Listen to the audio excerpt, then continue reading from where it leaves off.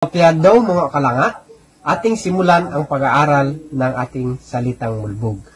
Unahin natin ngayon ang mga tunog patinig o vowel sounds.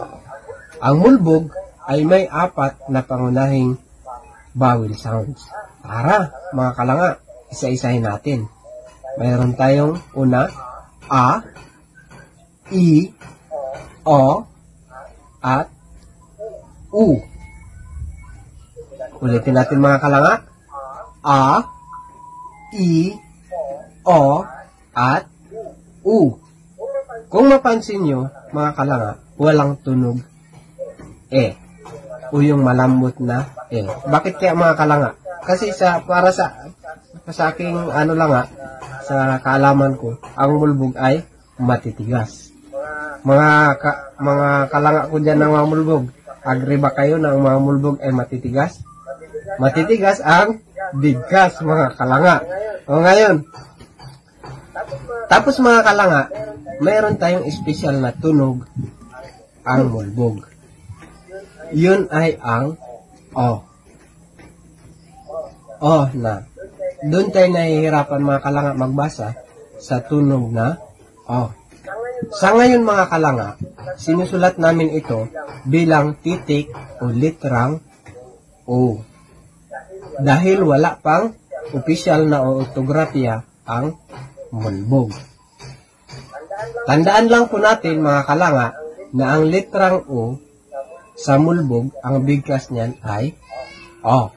A sa kalagitnaan ng A at ng O sound.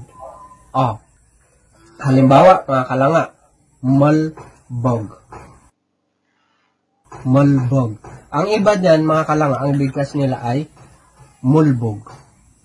Pero ang tamang bigkas niyan mga kalanga, dahil siya ay O, ay mulbog. Mulbog. O ano pang mga halimbawa natin dyan mga kalanga sa literang O sa tunog na O.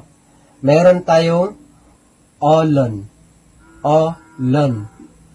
Kung basahin natin yan mga kalanga, ulon, ibang ibig sabihin na yan mga kalanga. Kaya kailangan, alam talaga natin paano bigkasin ang O. At yung odung. O hindi rin yan mga kalanga na udung. Odung. Sige nga mga kalanga, sabay-sabay natin bigkasin. Mulbog. Olon. Odung.